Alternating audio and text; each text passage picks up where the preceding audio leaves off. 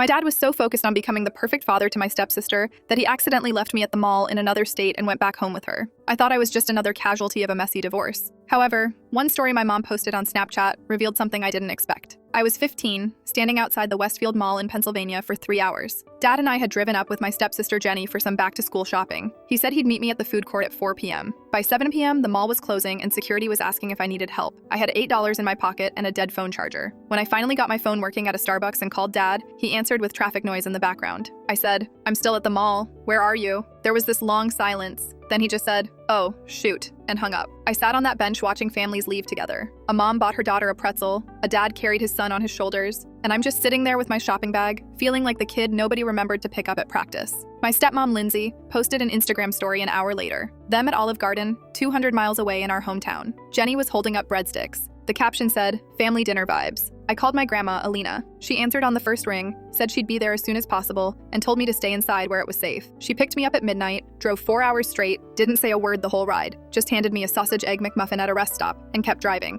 Her hands were gripping that steering wheel so tight. Dad showed up at Grandma's house 2 days later. He had this whole speech prepared about how he'd been overwhelmed with blending families and managing everyone's schedules. He said he felt terrible and wanted to make it up to me. Offered to take me to Six Flags the next weekend. I looked at him standing on Grandma's porch with his apologetic face and told him I needed some space to process everything. He looked relieved, like I'd just let him off easy. That night, scrolling through Snapchat, I saw Mom's story. Just a screenshot, no caption, no explanation. It was a text thread between Dad and someone named Robert Chambers, his lawyer from 3 years ago. The first message was from Dad. "How soon can we file? I want this done before she changes the custody arrangement." I kept reading. My hands started shaking. The key is getting full custody. Her job requires her to travel 15 days a month. Judge Stevens always sides with the stable parent. Should be straightforward. Then another message that made my throat close up. Once I have full custody, I can access the college fund her grandparents established as her legal guardian. The account shows $47,000. Should cover the down payment plus closing costs. I stared at that screenshot for 20 minutes. The divorce wasn't Mom's idea. Dad had planned the whole thing. He wanted me, not because he loved me, but because I came with a bank account. The next message destroyed me. Lindsay found a house she loves. 4 bedrooms, finished basement. The fund should cover it. Once it's done, we tell them it was used for the kids' expenses. Private school, tutoring, whatever. They'll never question it. My stepmom's house. The beautiful 4-bedroom colonial they bought 6 months after the divorce. Paid in cash. Dad said it was from a work bonus. I took screenshots of Mom's story before it disappeared and sent everything to Grandma. She called me 5 minutes later, her voice different than I'd ever heard it. She said, "We're handling this," and to not tell Dad I'd seen anything. Turns out Grandma and Grandpa had set up that fund when I was born. It wasn't just a college fund. It was an irrevocable trust with specific terms. Using it for anything except my education or welfare was considered theft and violated the trust terms. Grandma found a folder in Dad's car labeled Fresh Start. Inside were boarding school pamphlets, documents to legally change Jenny's last name, adoption papers, and a Christmas card draft with just Dad, Lindsay, and Jenny photoshopped together. It said,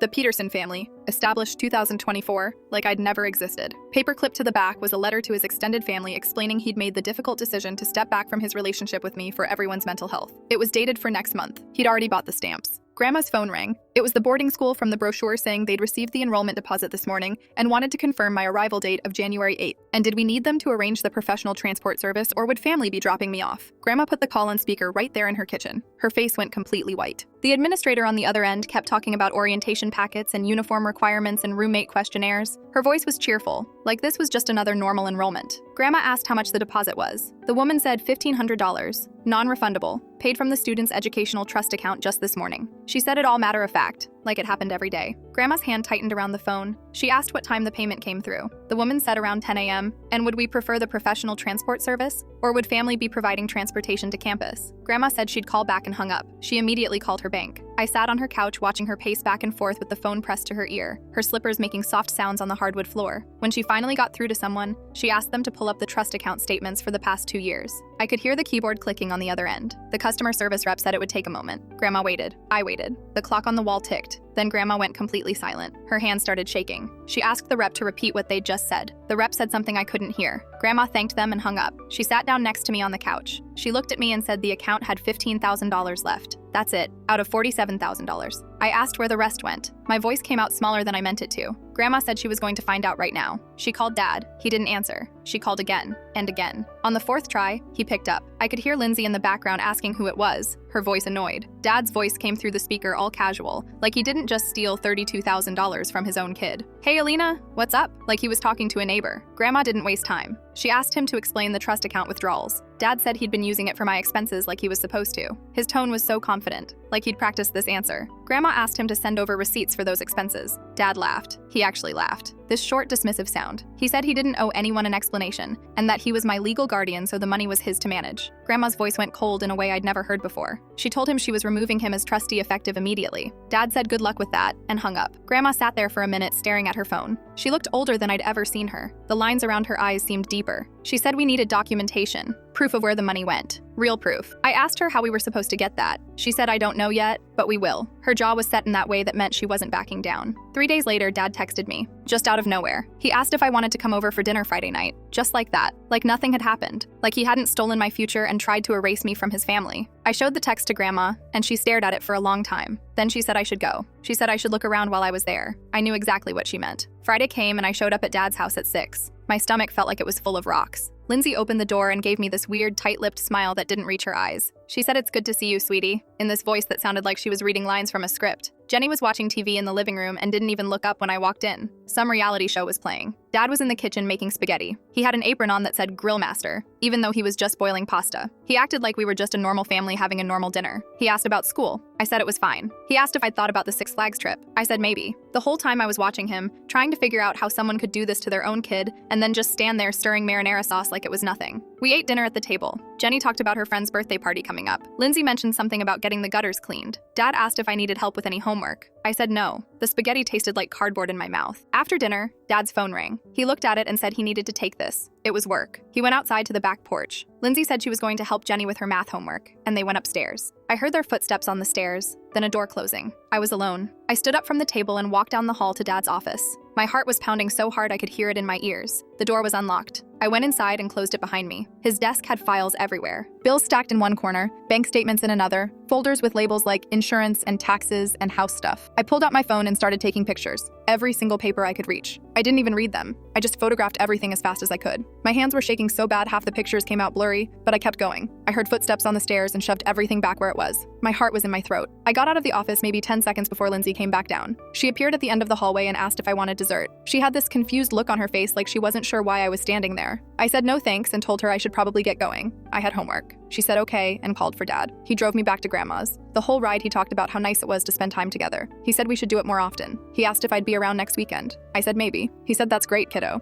and turned up the radio. Some classic rock station. He hummed along. When I got home, I sent Grandma every single photo. There were like 60 of them. She stayed up all night going through them. I could hear her downstairs clicking through her laptop, the glow from the screen visible under her bedroom door. The next morning, she came into my room and woke me up at 7. She had printouts spread across the kitchen table, bank statements, receipts, credit card bills. She'd highlighted everything in yellow and pink. Every single trust withdrawal matched up with something for Lindsay or Jenny. The house down payment, $18,000. New furniture from Ashley Home Store, $4,200. A used Toyota Camry for Lindsay, $8,500. Jenny's braces, $3,800. A family trip to Disney World last summer, $2,900. New appliances for the kitchen, $2,400. A laptop for Jenny, $1,100. Dance classes for Jenny, $890. Literally everything you could think of. There wasn't a single expense for me. Not one. No tuition, no books, no tutoring, nothing. He'd taken every dollar meant for my future and spent it on his new family like I didn't exist. Grandma called Dad again. This time I sat right next to her listening on speaker. She told him she had the bank records. She knew exactly where the money went, every single withdrawal. Dad didn't even try to deny it. He said, yeah, so what? He said the money was just sitting there and he had bills to pay. Real bills. He said he'd been housing me and feeding me for 15 years, so he was owed something. Like I should be grateful. Grandma's voice shook when she asked about the remaining $15,000. Dad said that's none of your business, Alina, and hung up. Just like that. I asked Grandma what we were supposed to do now. She said she didn't know yet, but she was thinking. I went back to Dad's house the following week. He'd texted me again asking me to come over to quote-unquote talk things through. He said we needed to clear the air. When I got there on Wednesday after school, he was still at work. Lindsay was at the grocery store. Jenny was at a friend's house doing a project. The house was completely empty. I walked straight to his office like I'd planned it. The Fresh Start folder was right there in the filing cabinet, second drawer down. I opened it. The boarding school stuff was on top, brochures with pictures of kids in uniforms looking happy. But underneath was more, way more. There was a budget spreadsheet printed on regular printer paper. I took a picture of every single page. One sheet was labeled February expenses. I looked at the line items and my stomach dropped.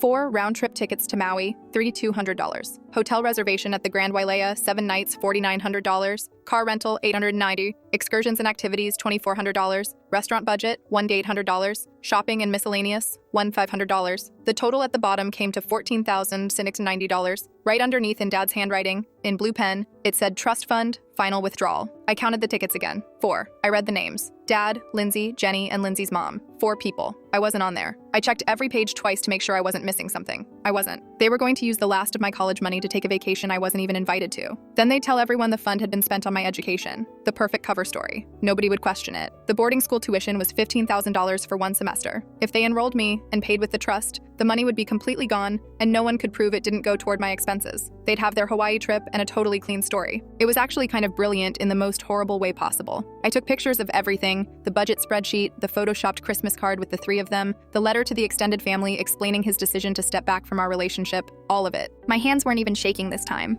I just felt numb. I put the folder back exactly how I found it, making sure the papers were in the same order, and left before anyone came home. I showed Grandma the pictures that night. She sat at her kitchen table looking at them on my phone for probably 20 minutes without saying a word. She zoomed in on the Hawaii budget. She read the letter to the family. Then she set my phone down and said, "We need to talk to your father face to face. All of us." I asked her what the point was. He'd just lie or make excuses or get mad. She said, "Because I want to see him try to explain this to my face. I want him to look at you and tell you why you're not going to Hawaii, but his stepdaughter's grandmother is." I didn't want to see him. Honestly, I didn't want to be in the same room as him. But Grandma said it wasn't really about him. She said it was about me. She said I deserved to hear him try to justify what he'd done, and his family deserved to know what kind of person he was. So I agreed. Grandma called Dad that night and told him we needed to meet. She said it was important and non-negotiable. Dad said he was really busy with work. Grandma said, "Make time or I'm sending everything I have to your parents and your siblings and everyone you know." Dad went quiet. Then he said fine, when and where. They agreed to meet at a diner halfway between our towns the next day. Neutral ground, public place. We got there first. Grandma ordered coffee. I got a Coke I knew I wouldn't drink. Dad walked in 20 minutes late wearing his work polo and jeans. He sat down across from us and sighed like we were inconveniencing him. He said, "This better be quick. I've got a lot going on today." Grandma slid the Hawaii budget printout across the table without saying anything. Dad looked down at it. His face didn't change at all. He looked back up and said, "So what?" Grandma asked him if he thought that was appropriate, using his daughter's college fund to take a vacation she wasn't invited to. Dad said he didn't see the problem. It's his money to manage. She said, "It's not your money, it's your child's education fund." Dad leaned back in the booth and crossed his arms. He said, "Look, I've been feeding and housing this kid for years. I think I'm entitled to a vacation." That's when I finally spoke up. My voice came out louder than I expected. I said, "You're taking Jenny and Lindsay's mom to Hawaii with my college fund and sending me to boarding school so no one finds out." Dad's jaw tightened. He stared at me like I just accused him of murder. Then he said, "You think you deserve a vacation after the hell you've put this family through?" I asked, "What hell? What exactly had I done?" He started listing things, his voice getting louder. Not bonding with Jenny, making Lindsay uncomfortable by being standoffish and moody all the time, being difficult during the divorce, not appreciating everything he'd done for me. I sat there listening to him turn every single normal reaction a hurt kid would have into evidence that I deserved to be erased from his life. Grandma told him to stop talking. Dad said no. He said she asked, so I'm telling her. He said I'd made it clear I didn't want to be part of his new family, so why should he keep pretending? He said the boarding school was the best option for everyone.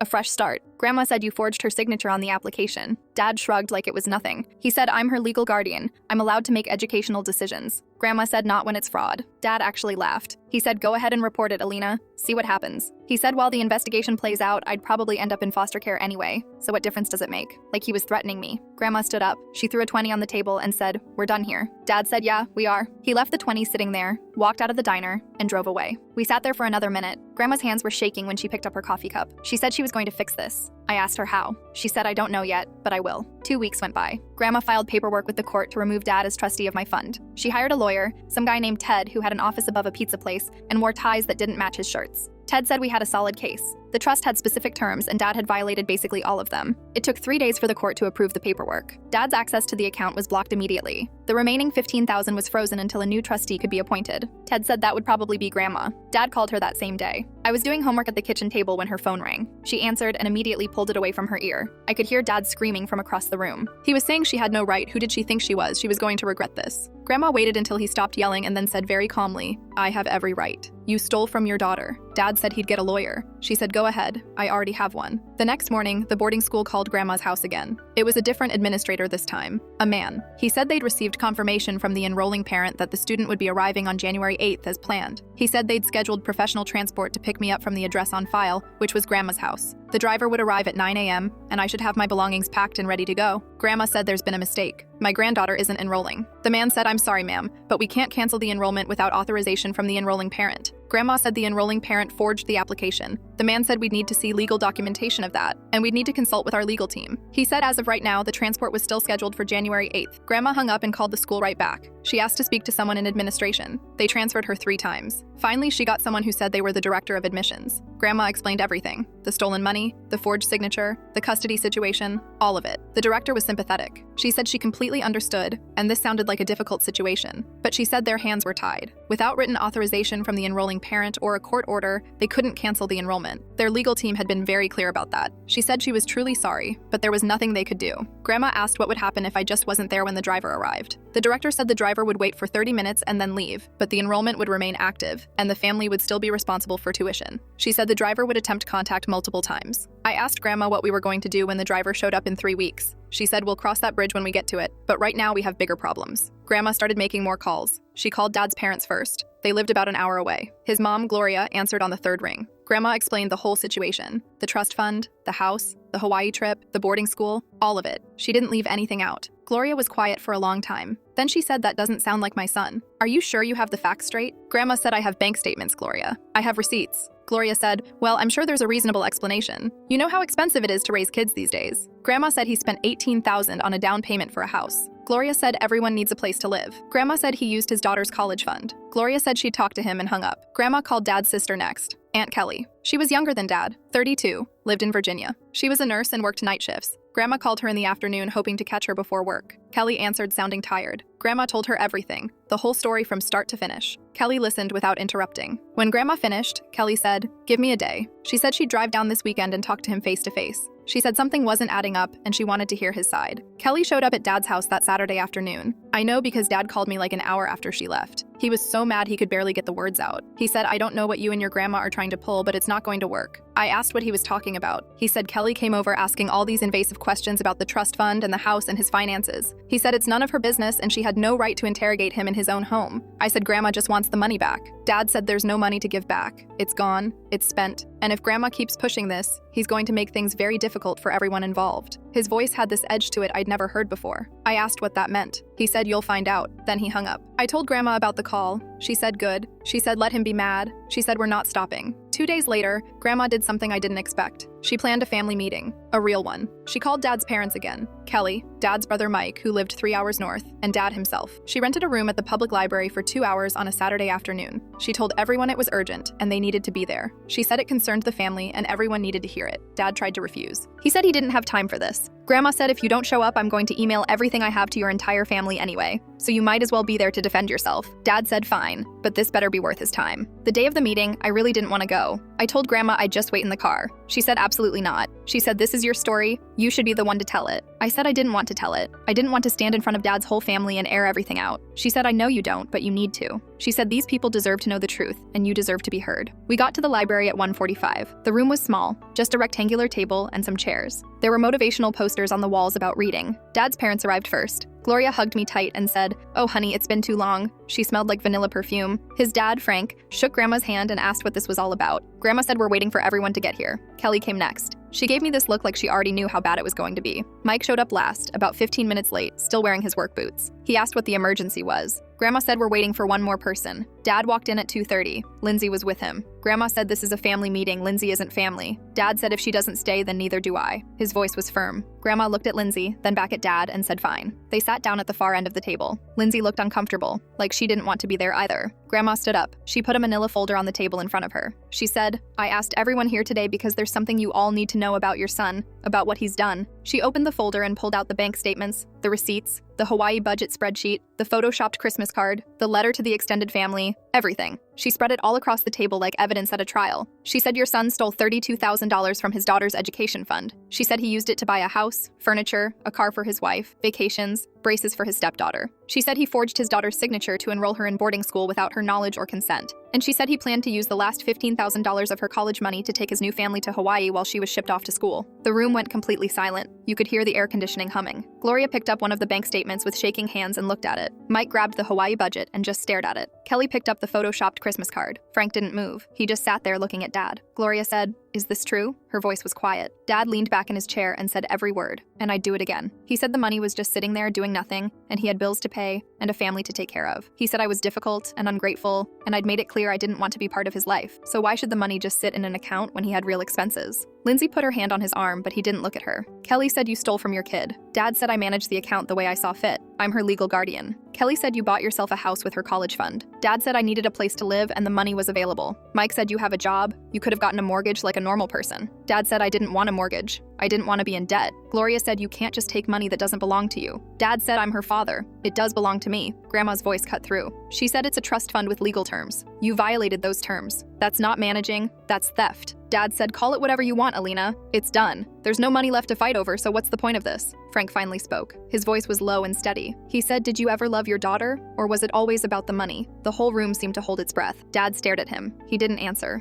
The silence stretched out for what felt like forever. Lindsay shifted in her seat. Gloria had tears in her eyes. I was staring at the table. Gloria tried to step in. She said, look, maybe we can work something out here. Maybe you can pay the money back over time. We can set up a payment plan or something. Dad said I don't have it. She said you have a good job. He said I have a mortgage and 2 kids to support and a wife and bills and responsibilities. I don't have $32,000 lying around to just hand over. She said then get a loan. Dad said no. He said he wasn't going to bankrupt himself over this. He wasn't going to destroy his family's financial stability. Frank said you already destroyed your daughter's future. Dad said she'll be fine. She can get student loans like everyone else. I felt like I'd been slapped. Kelly looked over at me and then back at Dad. She said, are you serious right now? Dad said, what? She said, your kid is sitting right there, and you're talking about her like she's not even in the room. Dad looked at me for the first time since the meeting started. He said she knows how I feel. There's no point pretending anymore. Mike stood up. He said, this is insane. I can't believe you'd do this. Dad said, you don't know what it's like, Mike. Mike said, what? What's it like? Dad said, blending a family, trying to make everyone happy, dealing with a kid who refuses to cooperate, who makes everything harder. Mike said she was 15 and her parents just got divorced. What did you expect her to do? Dad didn't answer. Grandma said, I want the money back. All of it.